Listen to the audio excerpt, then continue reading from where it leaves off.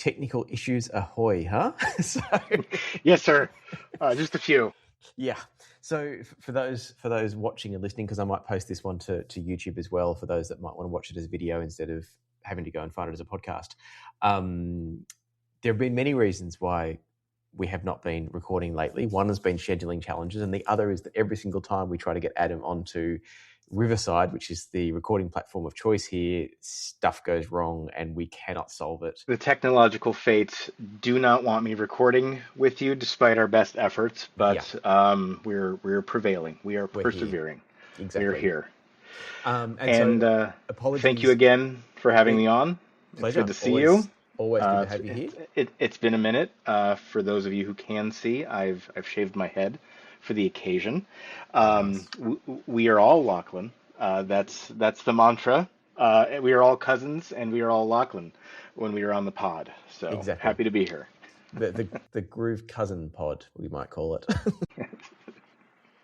Yes, I am cousin Adam for the next however many minutes. Perfect. And we're going to keep this one short because we just spent the last 45 minutes almost trying to solve technical issues. So we're going to do it just a short one this time.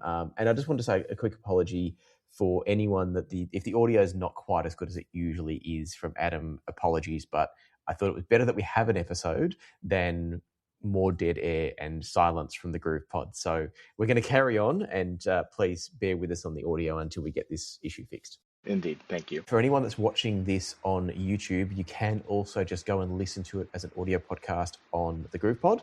And therefore, for those of you that are listening to this on the Groove Pod, if you'd rather watch us, I don't recommend it, but hey, if you want to see our heads, you can. We're over on YouTube. Adam's just polishing himself up to look his best. So go over and watch him on YouTube. So yeah, that's where we are. Feel free to choose whichever platform that you like. And Adam, you had an interesting question, or not a question, but a challenge that you face that I think many people face about choosing the format of the audio that you buy. Do you want to talk a bit more through what you were saying there and explain it in your own words? Yeah, absolutely. So this came up because of the most recent Coachella festival that happens annually here in California. That Nine Inch Nails and a group called Boys Noise were collaborating to create an album or just a collaboration called Nine Inch Noise, which, very, very clever, catchy name. Mm-hmm. And very excited. Couldn't wait for it to drop. And when it did, I thought to myself, well, of course I'll add it on Apple Music, which is what I use for streaming. But because this is, it's something I want for the shelf in my collection, my physical collection. It's like, well, do I get it on vinyl? Do I look for it on CD? And what matters to me when choosing the format? On the one hand, I thought, well, there's maybe the consistency of my collection. I have a lot of Nine Inch Nails, what are called halos. Trent Reznor, Nine Inch Nails, catalogs his every entry by a halo number, halo 1, 2, 3, regardless of whether it's an EP, a full-length album, a single, etc. And I have a lot dating back to the 90s on CD. So I'm thinking, very nostalgic, brings me back to the 90s. Do I want to keep that tradition going? Mm-hmm. Or is there something about the vinyl release that is extra special? There's more to it physically.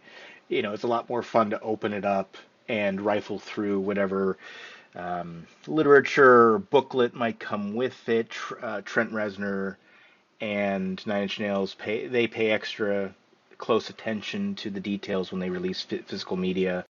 And I'd like to flesh out my vinyl collection and keep using my turntable and that setup. So maybe I want to go that direction. And it had me thinking, well, it wasn't just audio quality or audio character that was a factor. In fact, it might have been the least, maybe not the least important factor, but a factor that was less important than I might initially wager, mm-hmm. if you will. Because with streaming, and the clarity that that provides, the quality really isn't a factor at all. So the not really the quandary, but the question that was raised was, well, why does the format matter at all? Mm. And I came back to the nostalgia of my existing Nine Inch Nails collection and the memories I have opening the jewel cases, the smell, the smells, the sound of a plasticky jewel case opening. Do you remember, on album day, or Yep. what was it, Tuesdays or Wednesdays here in the United States, when record stores would get, their weekly releases, you'd go and get your album for the week, and it came down to that I associate Nine Inch Nails and my history with them more properly with CDs than vinyl or cassettes. Okay, there are probably a lot of, I don't know if there's a proper term, cassette heads, something like that out there, Yeah, I'm not who sure. like, um, I love a cassette, but in terms of audio quality, maybe I just don't have the setup for it. So that's why I haven't mentioned cassette. But for me, it came down to a connection I have growing up with Nine Inch Nails and CDs. And I don't Mm. know if that's me. I don't know if you have any thoughts or experiences with that. I know you had I think it was a Passion for Sound video where you just opened a tub of random CDs and Yes. started Yeah. digging Yeah. through, Hmm. and that gave me the feelies. That gave me Mm. the like, oh yes, the sounds opening up those jewel cases, the booklets that you don't get that anymore, with streaming. Yep. Yeah, I don't know if you think about that aside from audio quality, if Mm. there's more impactful factors that go into deciding physical format for you. Yeah, it's an interesting one because for me, as I think about, like, while you're talking, I was kind of thinking about how do I interact with the music. And realistically, streaming just always wins for me because it's there and it's convenient. It's set up, ready to go. I don't have to go Hmm. digging for it. Um, Having said that, I think when I have a proper bookcase or bookshelf in here with music on it, and I'm actually just about to set up a turntable. I've got a really nice new, um, it's the Audio Technica AT-LP7X. I'm just looking at the box over there. Very That's, it's nice. still in the box, but that's their new belt drive. It's a fairly basic design. It doesn't have a lot of bells and whistles, but it's like a probably an entry level audiophile, if that makes sense. So it's not a Mm-hmm. budget. I just want to play records occasionally. I care about the sound quality, but I'm also not going to spend $1 million. Is my understanding of it. Um, so I'm going to be setting that up shortly, and I have got a little growing collection of LPs, and I'm excited about that and starting to use that.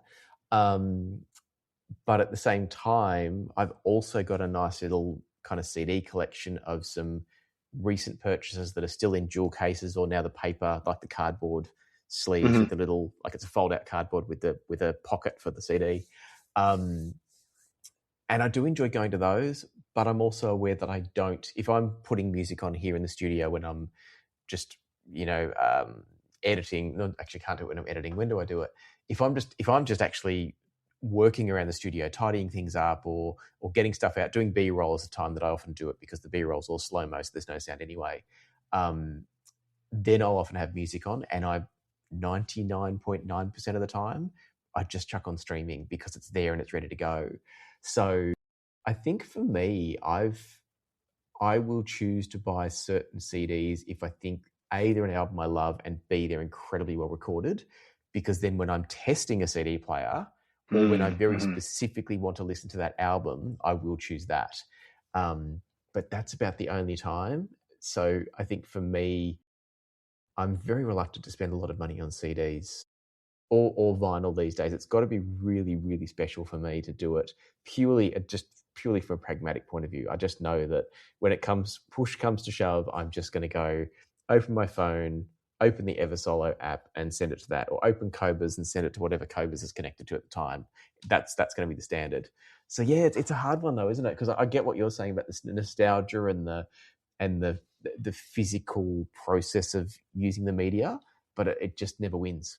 Yeah, believe me, there's still a budgetary concern for me. I don't acquire vinyl LPs or CDs with the frequency that I hit that plus button, add to library Mm. on streaming. I think of it more. There's an analogy with books for me. Um, what I consider airplane reads Hmm. versus bookshelf reads. You know, you Mm. might like a Kindle or an e-reader, just download all the quick reads, all the easy, casual, read it on the airplane books to your heart's content. But there might be a book that holds a special place in your heart, or there's a special release, and that's the one I choose to get the hardcover of, and Yeah. that's the one that goes into my collection. For me, it's the same way with music. And to your point, if it's a aside from being sentimental, if it's a particularly good recording, it might end up being a reference piece for Hmm. a piece of equipment, which I have a few. I'm not steeped with wisdom and knowledge on the vinyl front, so what I think are great recordings and good heavy pressings might might not be Mm. to those who know well. But I have some in my collection that I go to whenever testing a new bit of kit, uh, if you will. And actually, this is slightly off topic, but still on the topic of format. When you mentioned your new Audio Technica, it reminded me of my daughter's project Hmm. Hmm. turntable, which is a kind of an entry audiophile belt driven no frills turntable, with the exception that it has Bluetooth. Okay. And a while ago, I did something for the very first time that made me giggle, which was I listened to an vinyl LP, on these headphones over Mm. Bluetooth, Hmm. and it felt wrong in a way, but also it had me going, "Oh, we are in the future. This Yeah. is this is like a steampunk reality we're now in." It felt like magic, Yeah. Yeah. honestly. I could hear the imperfections of the record over my Bluetooth headphones that I'm so so used to hearing, beautifully clean streaming audio Mm. over. And I loved it. It just there was something about the imperfection of it and the handshake of technology there, almost like across time, that I thought was very neat. And so it actually opened up the media question or consideration more widely, because now I'm not tied to my um, vinyl rig that's next to my listening chair. Sounds very official and fancy. I can walk around the house listening to vinyl on my headphones, Yeah, which is crazy. which is yeah, Yeah. it's a bit crazy, but But very also neat. I'd been crazy in a fun way, like because I Yes, remember I yes. reviewed the Theo did a turntable with Bluetooth. I can't think of the model number now, but I reviewed it a while ago. I think it might have been the TT13. Um, and I remember trying that out with Bluetooth, and I can't remember if it was headphones or earphones or even wireless speakers. But there was something kind of fun about the fact that I can put on a record over here and the sound can come out over there, and I don't have to have the two in the same place. So if you've got a situation where you don't have a long bench or credenza or something, you can put everything on, including your speakers, and plug it all together. The idea of having Bluetooth and having it come from a vinyl record but still go wirelessly to whatever, I think that's really kind of cool. And I think it's fun that you still get the ceremony of vinyl without the wires and the clutter and the boxes that often go with vinyl. Um, but at the same time, it's also a little bit wrong, like you said. It is a little bit wrong, especially when it is fun until I was doing something and the music just stopped and I thought, oh, did my Wi-Fi get interrupted? And I realized, ran back across the house to lift the needle, the Oh, so lift it's the not an auto arm. lift? It's not an auto lift. Right. So it's very it's a base model except for that Bluetooth. So Yep. running across to lift the tone arm. But you mentioned something just now, and you've talked about it before with Nick, the ritual of vinyl, and or just physical media, and I think Mm, that's another. There's another related idea for me when I make a choice is that when I purchase an album on, say, vinyl, one reason might be because I really want to get to know the album, and that's something that I realized I don't do as much or at all anymore with streaming because the it the offerings are so vast. yeah. And these days I'm usually at work when I'm listening and I hit shuffle on my library, Hmm. and I love it for the variety, but I don't get to sit with an album and get to know it in the way that history required we do when you'd go to the record store and get this was your album for the week Yeah. or the month or however And you long. just listen to it to death. And I realized, why don't I know the lyrics to songs anymore? Yeah.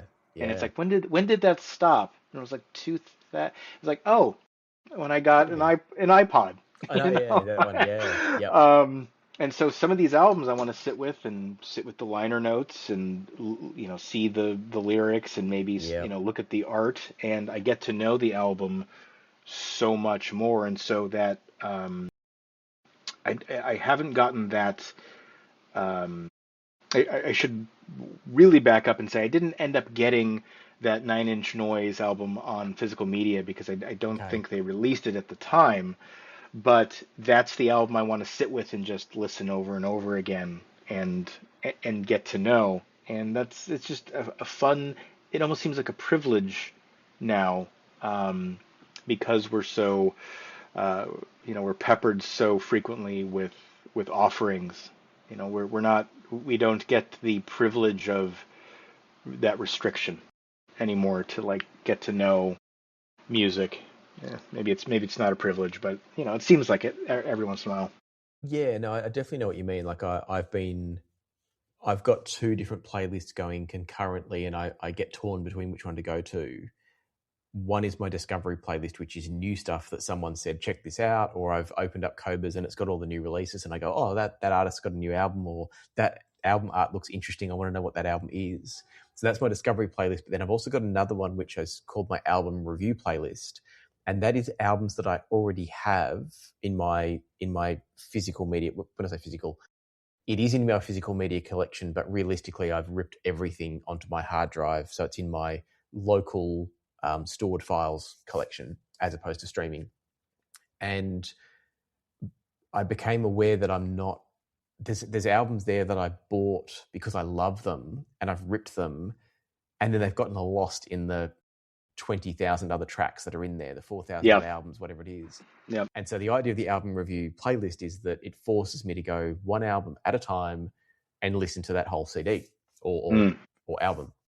mm. But I'm now torn, and because there are so many there to choose from, I'm back to the same problem, whether they're ripped from physical media, whether it was physical media, I'm back to that same thing of I've still got too much choice.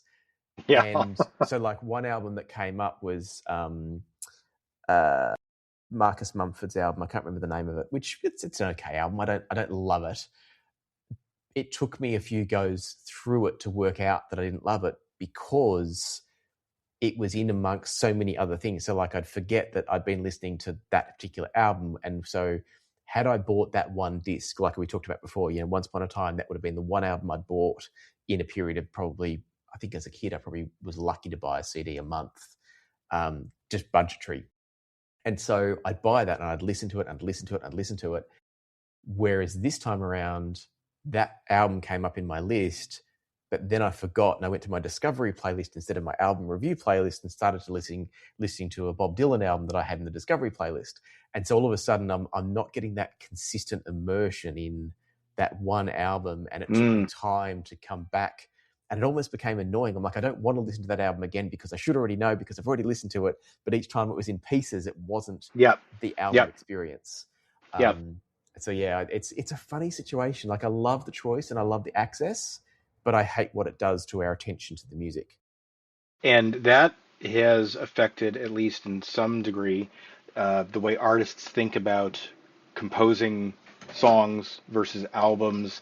The band Tool, uh, you know, prog metal band, they refused, as far as I know, I could be wrong, they refused to release their albums or their catalog on streaming for a long time because they were not upset, but miffed that people could just dip in and out of the Mm, albums, listening to this song from this album, this song from this album, and that they wouldn't fully appreciate the complete work that their albums are yeah, over streaming.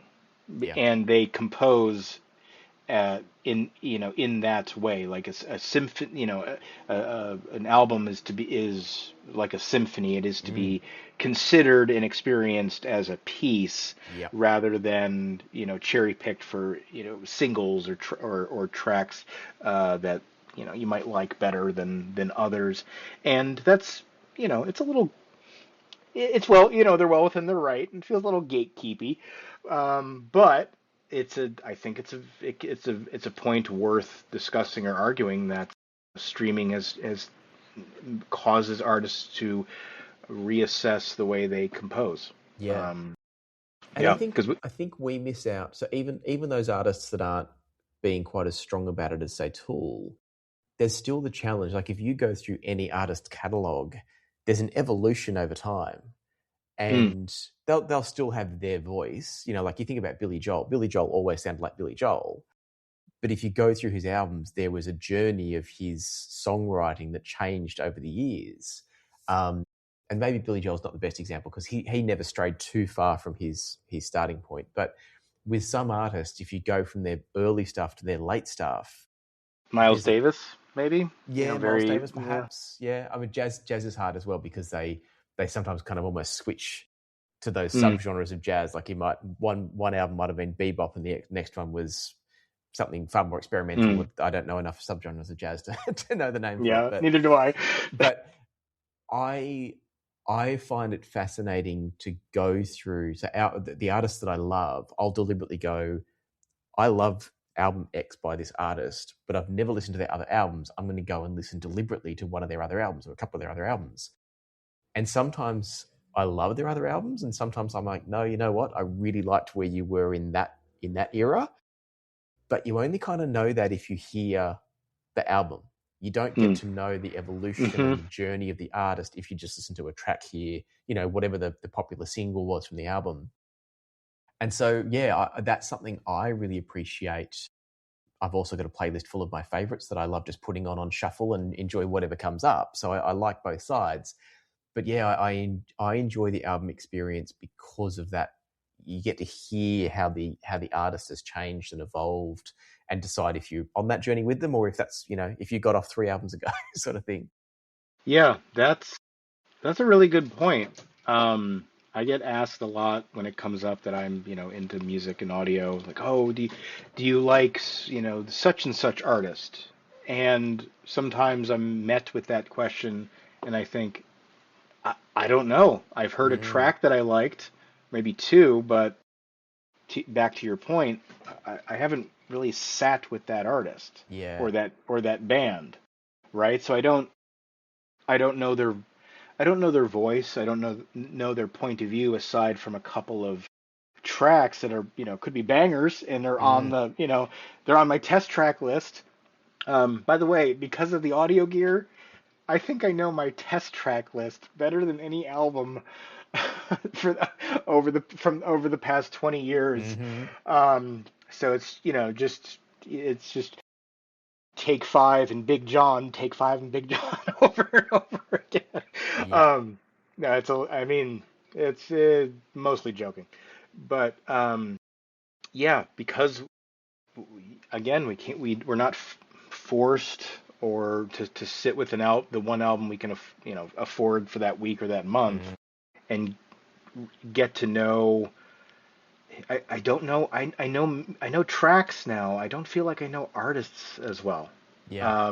I feel like I used to be able to talk about bands and artists more deeply and thoroughly back in the back in my day. I think I have enough. I think I have enough gray to use that phrase. Yep. Yeah, it's the get off my lawn Yeah. music discussion. Um, but yeah, you make a good point about sitting with an artist and getting to know them. Mm. That's not a point that I would have predicted would come from a discussion of CD versus vinyl Yeah. Yeah. format. Very cool. And it's a shame that Nick wasn't here because he's also got the experience of talking about it from the Discogs point of view, being able to go into Discogs, which like for anyone that has first gone to Discogs, it can be overwhelming, the amount of Hmm. information there and knowing how to navigate and find what you want. It's just I a few times have gone in there to buy an album and I've just balked at the detail available and gone too much. I just want that album. I'm just going to buy the first one that comes up at the right price from the right Mm. person. I'm not going to worry too much about it. That's for CDs. I think for vinyl, if I was buying vinyl, I'd probably be a lot more careful because I get that the different pressings and stuff makes a big difference. But that's where I would have been interested to hear Nick's take on what the impact of something like Discogs is on his choices between, say, a CD and a vinyl pressing, because that's where you can get the information that, hey, this particular album had a really bad set of vinyl pressings, don't bother with it on Mm. vinyl. Whereas Mm. the others, maybe, the CD is fine, but hey, if you can happen to get that particular vinyl pressing, that edition, that reissue or whatever, it's the best mix that it was ever done for that particular album. That's the stuff that I think would probably sway me in one way or the other. And I think that's fair. When I'm in a record store, sifting through the milk crates of records or whatnot, I feel that tingle, that Mm-hmm. Discogs tingle of, Mm-hmm. oh, take a peek at and I'm going to get everything wrong here. The catalog number. Look at the dead wax. Plug it in. Is this a good a well received pressing? Is this a good year? Is it was it pressed in the right from the right factory or location? Is this a desirable, or is it just it's an album I like. I'm gonna buy it and Yeah. not think too hard about it. I did for a while start cataloging all my vinyl purchases Mm-hmm. and doing that, but I that's not my that's not my bag. I'd say I like to get it, listen, um, have some level of pride in making good picks, but leaving it at that kind of surface level pride, rather than getting more, shifting my enthusiast energy that way, which I can see the appeal. It's just, not the direction I want to go down with my physical collection. Yeah, fair enough too. Yeah, Fair enough. yeah, yeah. Cool. Well, that was fun, Adam. I think we better wrap it up there and get on with life. Thanks to our technical challenges today. Yeah, yeah, it feels like a tight little bundle of audio Yeah. discussion. Not too bad. It's always fun, always good to see you. Likewise. Again, Nick could add his unique perspective on the Discogs. I'd be interested Yeah. to hear. And at some point, we still need to break out that big That bag of larger than average Zunes. size. Yeah. That modest burlap carrying the thing of Zunes. Yes, yes, Zooms, that's the one, yeah. Zunes. And I should add, for anyone that's got thoughts on our discussion today or other topics that they want to raise, the email is askthegroovepod@gmail.com. But of course, I'll also have put this on YouTube so you can just comment in YouTube as well. Adam, thank you again. It was fun chatting as always. Hopefully we'll get Nick on next time and maybe we'll pick up this conversation with Nick to get his input on the Discog stuff and how he chooses his media to purchase. But if not, we'll find other topics, I'm sure, and who knows when we'll be back. It'll all depend on technical issues, scheduling issues, but we'll be back again one day soon. Sounds fantastic. Thank you again. Awesome. Thanks, All Adam. right, See ya. stay groovy. Bye. Yeah, see ya.